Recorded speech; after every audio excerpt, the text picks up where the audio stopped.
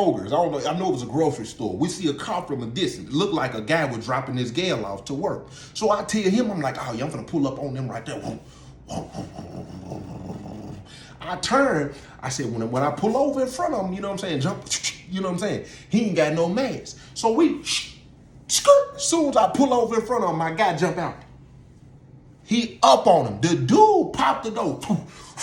He popped the door up and throw his wallet out. I'm looking. He like, man, take everything. Bro, pick the wallet up, look in the wallet. He come to me, ain't nothing in the wallet.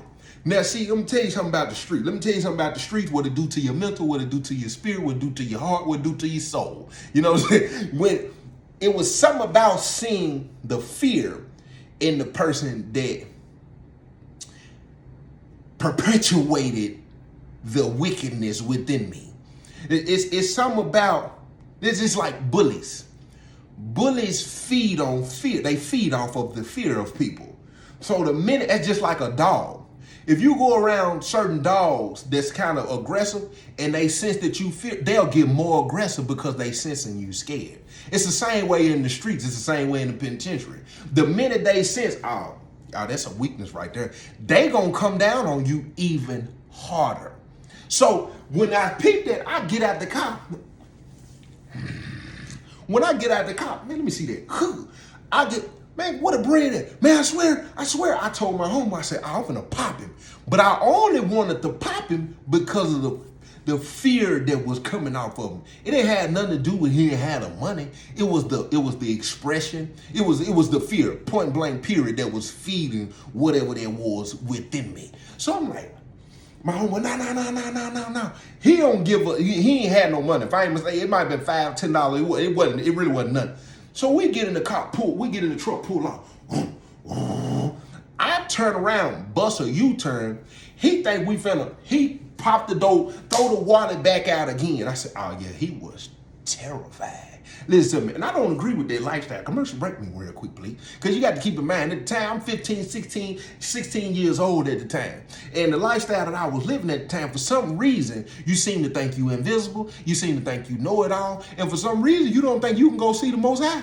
You don't think the death is permanent. Not only you don't think the death is permanent, you don't realize at the time, a lot of dudes in the streets act the way they act because they have never been incarcerated, been confined, and been stripped away from everything. So they don't understand what they take for granted. They don't know how to appreciate the simple things in life. Simple as opening up the refrigerator. Simple as being able to go get you some water out of or having, you don't understand that until it's being stripped away from you. Being able to get up, put your clothes on, get fresh, go to the barber, the real, not saying that they don't have real barbers in the penitentiary, go pull up on your gal, chill, go out to eat, see them folks flip the little shrimp up, catch it in their hat, then catch it in the pocket. You don't understand what you taking for granted until it's taken away from you.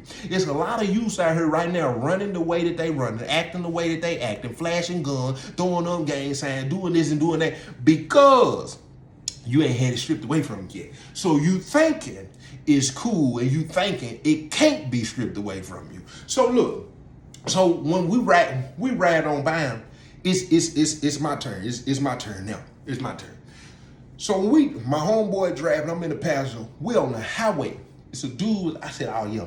When he turn with him and get over in front of him. So my homeboy driving, so when the dude turns, soon as I tap on the window, pop. He rolled, that's when they had what do you want? Man, let me get everything. Here, just take it out. He ain't had no about probably about $40, $50. It wasn't a lot. I get in the truck. It's my homeboy turn. We switch. We do this 5 or 6 times. We probably didn't get up number about 100. We in the wrong neighborhood, got to be. But guess what? We done put a little gas in there. Went to McDonald's, you know what I'm saying? Got that buttermilk chicken biscuit, you know what I'm saying? Put that American cheese on there for me. You know what I'm saying? Give me a little hash brown. Put that ketchup on there, boy. Little orange juice or whatnot, you know what I'm saying? We cool at this point, so we riding around a little more comfortable. So we drive just far away from the area where we was at. And then we wasn't even thinking about the police. We just thinking, let's just get on the other side of town. So we drive on the other side of town, right? We in the neighborhood. I don't know where we was at. If you from Atlanta, maybe you familiar with this area I'm about to describe. These folks had tennis courts in their backyard. Now the bitterness and the anger in me, the bitterness and the angry in me from not having this stuff that I'm seeing in my childhood, never seen. Whoa, they got a full court basketball court back there.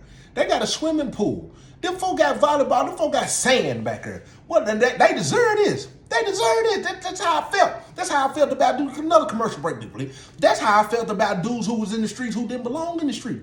That's just like with this gunner situation, what's going on. Now, everybody coming down, I'm going to speak on that real quick. See, a lot of people looking at it like, dudes, the police. I can't necessarily say that. You know why? Because he didn't live that type of lifestyle. He condoned it, though. He rapped about it. He act like he lived it. And see, that's the problem with a lot of them dudes. See, they don't understand. Oh, you all put this message out there that people don't. I ain't got no influence. It does. Because I'm going to tell you something. When Jesus came out talking about turning 1 into 2, majority of people in my city, they didn't know nothing about that unless they was from Memphis. Because the Memphis cats, I ain't going to lie to you, they was a little advanced. But down there in my little town, Springfield, majority of people, they didn't know nothing about turning 1 into 2. They didn't know about it. You know what I'm saying? You take a 252 and put 252 grams on there, you know what I'm saying? You'll have you a quarter bird. A lot of people didn't know nothing about that. A lot of people didn't know. A lot of people didn't know you could take a 4.5 and turn it into 7. And if they did, guess what? They was charging you to do it, and they wouldn't show you how to do it. They weren't gonna give you the game like that. But see, that's how it be. That's how it be in the street. So look, y'all been trip off it. So as we riding, I realized, oh yeah, we in the right neighborhood. We get to this 4-way. When we get to the 4-way, it's a Benz. It's got that mirror tint on there. But in the front, you can see, lady, she was on the phone. She was on the phone, she and ha. She not even knowing what's finna go on today. So I tell my homeboy, oh, you finna get her. I'm driving, it's his turn. So I turn the blink on, she flashed the light, want me to go ahead and go first. Lord have mercy. Soon as I get close enough to her car, put him in park. My homeboy, when he trotting to the car, keep in mind, now you know, if you hit a car in reverse and you ain't controlling the steering wheel, it'll turn. So I'm looking out of the car, as soon as he jumped out and she noticed what was going on, she threw her hands up. But I'm guessing when she threw her hands up, she hit the reverse at the same time. So when she threw her hands up, by the time he get to the window, and when she hit it, it go, and then it turned, and it went down in a ditch. And it hit a tree. Boom. My homeboy chased the car all the way down in the ditch. Why she back? He go down in the ditch. Soon as they hit that tree though, oh my God, he run back up to he said, man, she crazy. She crazy, bro. She crazy. I said, what, you ain't getting nothing? He said, man, she jumped out the car running. I said, did she have a purse with her? He said, I don't know. I said, man, go back and check the car real quick. He run back down there. He come back with the purse. He get in. He go through the purse real quick. Man, bro, ain't nothing in here, man. Let me see that real quick. I unzip.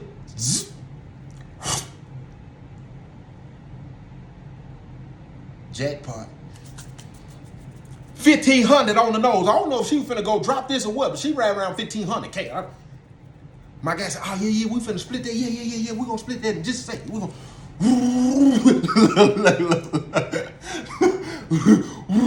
we go park. We ain't had no rest, if you keep it in mind. We ain't been asleep yet. We been did all this stuff, no sleep, no shower. I'm talking about funky, he funky, I'm funky, we immune to it, so we don't even know each other funky. So it's all good in here. But I guarantee you, had we picked up anybody and they got in the back seat of this little avalanche, they would have been in here like, man, them dudes stinking. I'm gonna tell you something. When you sitting your tail on level and you ain't washed it, listen to me. And that level get the heat and listen to me. It funky. Oh, it's funky. And a lot of y'all know what I'm talking about. So listen, because if you ever got in the car with a big dope boy, you know what I'm saying, them big dope boys that they done about broke their seat in the incline, but they crack always showing and they sitting on their level and they ain't wiped and that, man, listen, it's a different kind of smell in there when that heat hit it. Yeah, you need to go clean that, my guy. So look, We park, you know what I'm saying? We split the money up or whatever we talking about. Now, at this point, we ready to get some sleep, but we just gonna park somewhere. So we find one of them garages. We pull in the little garage, you know what I'm saying? My guy fired up the rest of that little blunt. You know what I'm saying? I'm chilling. I done laid back. I'm cool and I fall asleep. I wake up the next morning, the little money, you know what I'm saying, it's down in the floorboard, whatever. I'm thinking, I'm finna just go bust a block. I go to start the truck. Let me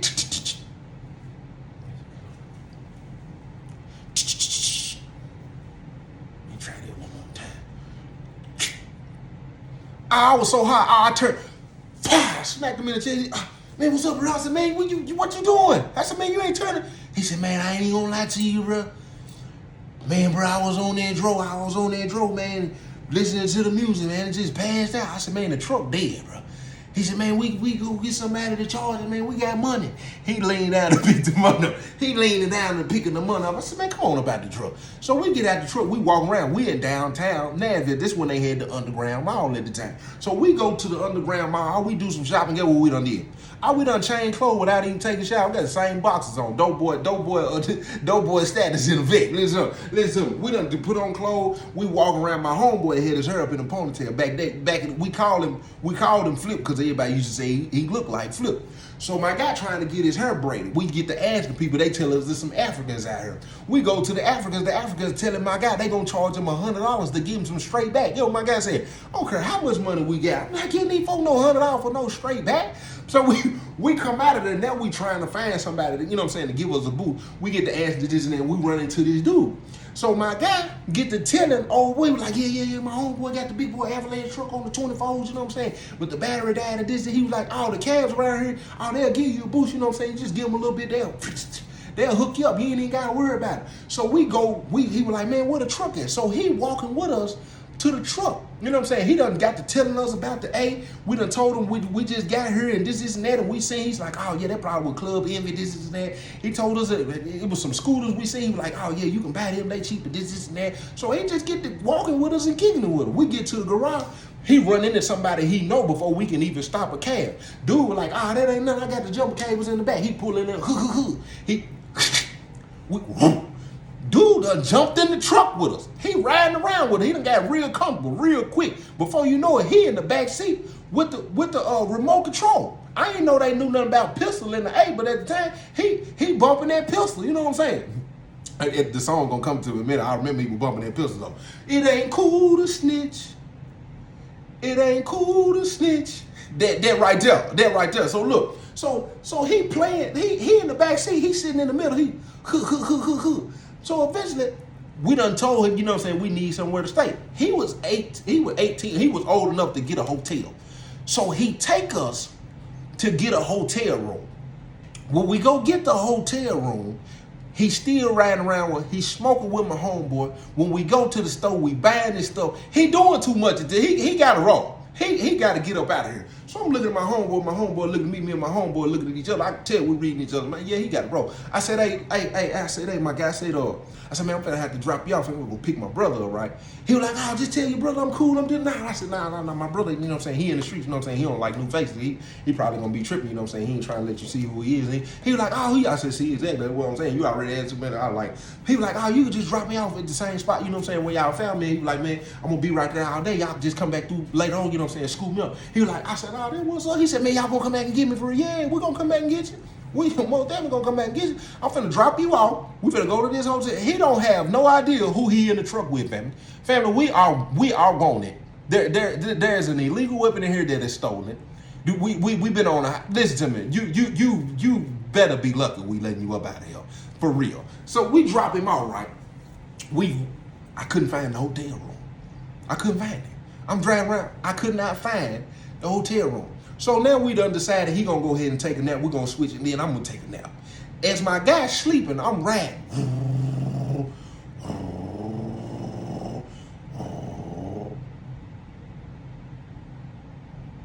Police behind, huh? You know how you would turn real quick to see if they follow you?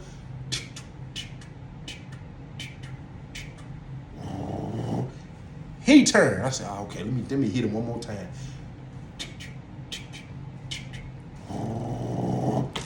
He turned. By this time, it's 2 police. I said, we stop at the light. 3 police. I said, wake up, wake up, wake up. I said, don't panic, don't panic. What's going on, bro? He done took his shoes off in there. I said, he said, what's going on, bro? I said, police behind. He said, for real? I said, yeah, they been behind me about 5-10 minutes now. I said, there's a couple of them back here. He said, for real, bro? I said, yeah. He said, man, that's crazy. I pulled. I'm still going straight. We get to another light. We counting the police. Literally, no exaggeration. It's about 10 or 11 cars behind the police just lined up. They ain't hit their lights yet, though.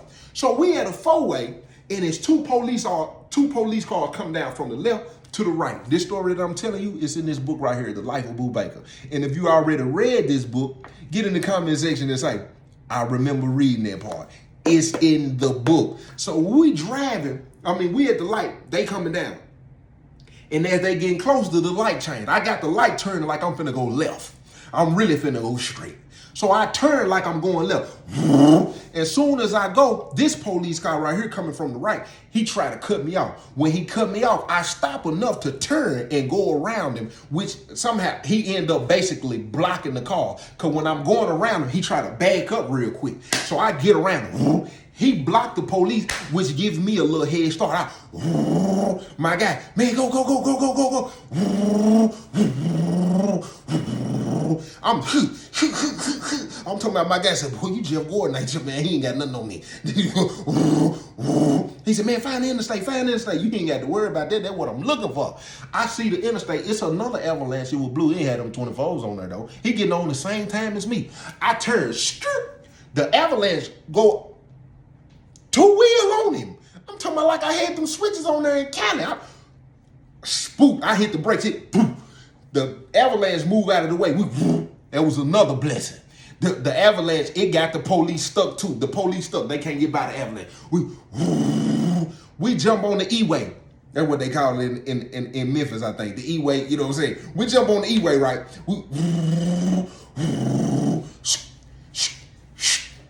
I'm talking about I'm skating through traffic. And we get excited about stuff like that. And I don't know what was wrong with my brain. I don't know why I'm thinking because I'm finna get away. It's something about knowing I'm finna get away from the police. I'm finna go back to the hood and tell them folks this story. It was sad. I'm telling you, I was sad. So I'm driving. It's an exit because we done got a little far past where the police can barely even see them, but you can still hear the siren. It's an exit and it's a big hill. We get off on the exit. I stop. We sit up on the hill. The police just come out.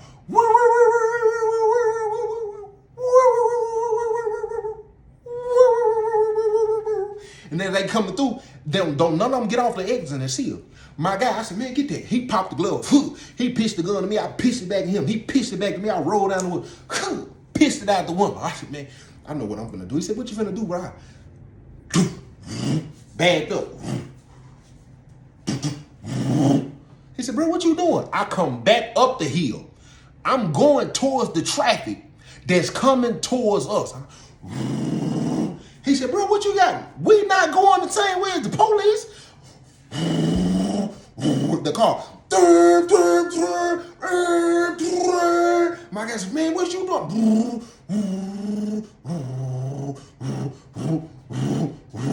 My guy said, hey, bro. I said, what's up? He said, bro, you got to turn around, bro. We can't do this.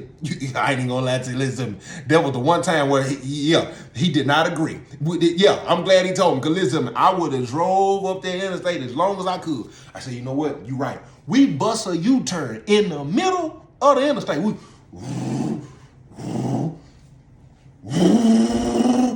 First exit, we get out. U-turn, we go in the opposite direction. My guy said, where we going? I said, I don't know. I'm just gonna keep going straight. We keep driving straight, whatever interstate I was on. Next thing you know, we seen the sign said we was in Alabama. And us thinking in our mind, we in a different state. It's over with. We done escaped at this point. We in a whole different state. They can't do nothing. So we end up seeing this park. It was some kind of theme. I don't know what it was. We drive over here to the park, and the plan was we're just gonna catch somebody coming out of the park. We're gonna follow them to their car. We listen. We're gonna Jean-Claude Van Damme, Johnny Bravo. Go, bro, get in, and we're gonna pull out. So we get out. You know what I'm saying? We park. It was a hotel right next to it. We park at the hotel. Walk down here to this little park. When we get down there, it was some girls coming out. So we get to following them, right? We hang tight though. We hanging tight. One of the girls holler, I think they following us. What y'all following us for? My homeboy, ain't nobody following y'all. He pop off right out the mouth. She said, yes, y'all leave. Y'all following us. Y'all need to quit following us. And this is that. So we gonna leave that alone. We walk back to the truck. It's silent. It's silent. Now, I don't know if you ever been through something in your life where it just seemed like everything that can go wrong done went wrong. And everything that you thought was gonna be glitter and gold wasn't.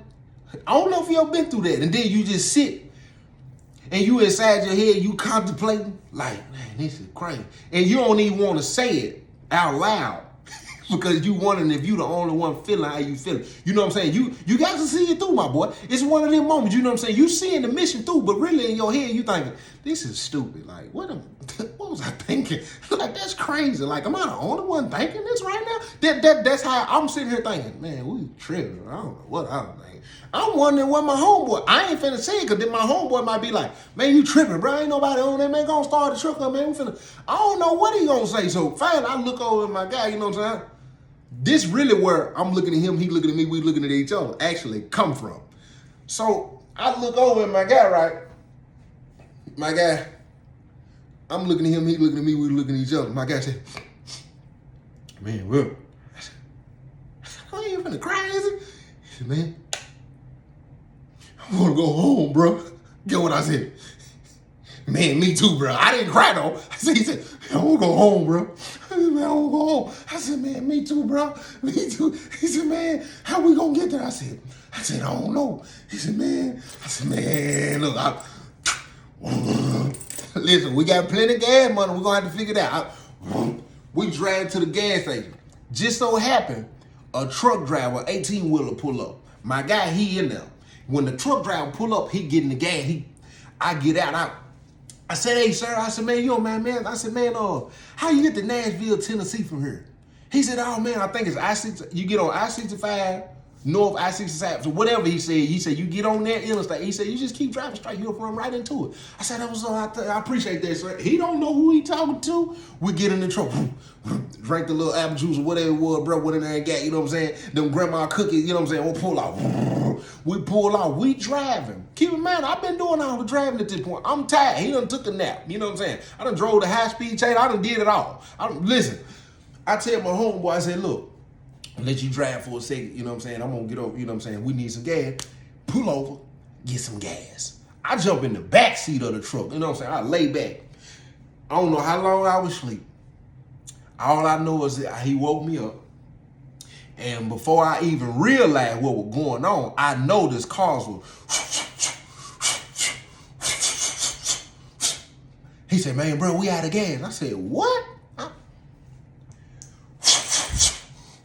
Literally, my guy didn't even pull over off the interstate. I said, man, what is you doing? He said, man, bro, we got to push. We get out, push the truck out to the side of the road, out of gas. From a distance, you can see it's a gas station off the side of the road. I tell my homeboy, we better have to walk over here and get some gas. He was like, man, bro, I ain't trying to walk. Me neither. I said, you know what? I just got a bright idea. Dramatic effect me, please. Off this other little ramp where it's like a little circle, some big old rocks right there. I tell my homeboy, I tell you what we're going to do. We're going to take these big old rocks. We're going to line them up across the road. That way, when people coming off the interstate, they going to have to stop. And if somebody get out and stop and think they going to move them rocks out of the way, we just going to jump in the car. We're going to be up out of there. I said, that's what we're going to do. He said, bet. So we get these boulders.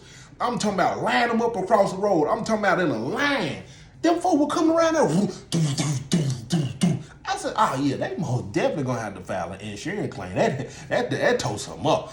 After about 2-3 cars did that, just forget it, bro. We left the boulders right there. We gotta walk to the store. Now, let me ask you a question. Have you ever seen it look like it was raining somewhere? It's raining in one area, but it ain't raining in the next area? That's what it looked like. So we know it looked like it's raining as we walk. We knowing that's probably. We get there and listen to me. I don't know if it was cicadas. I don't know what it was. All I know it was some bugs. Man, my guy still had his hair in a ponytail.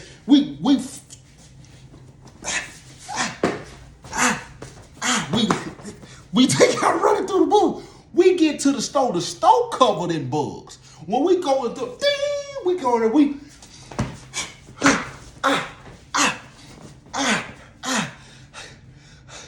we look up. The guy at the rest, I'm looking at him, he looking at me, we looking at each other. Where did you guys come from? I said, man, our parents ran out of gas up here. Told us run down here and get some gas. He said, well, you're gonna have to go back up there and tell them send you down there with a gas can, 'cause I don't sell them. I said, we can't just put it in. He said, I don't know. You can try to put it in a milk carton. Oh, I don't know if it'll work. I don't know if it'll melt it. I don't know. You can try it. So you'll have to pull the milk out, but you'll have to pay for the milk. Man, come on with the milk, bro. We're gonna buy the milk. We walk all the way back up here through these bugs, put this gas in here, then start. We have to walk all the way back down there again.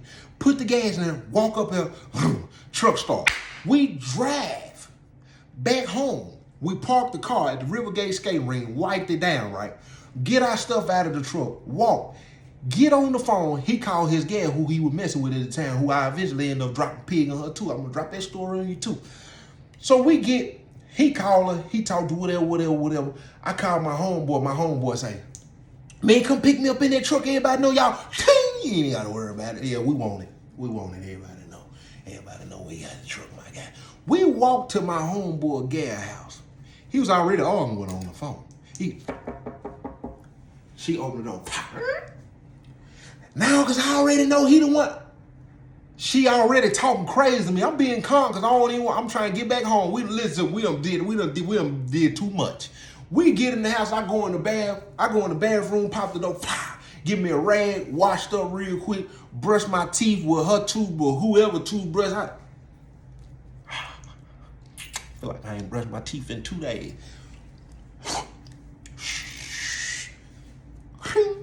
You got to worry about it. I come back out, she's still talking crazy. You know what? Just let me use the phone and call my brother real quick. My brother was in the street at the time. So I called my brother, right? Hey, bro, man, we up here at such and such. If y'all know where this spot is, if you ever been to Rivergate, whatever area this is, Goodlettsville, it was them apartment with the green roofs on. They're over there. You know what I'm saying? Now they got them hotels up through there. They got there's an Arby's right there. The Dollar Store Corporation is off to the right. But when you come around that corner, you got them apartment with the green roofs on. That's where we was at. So I called my brother. My brother drive up here to come and get us.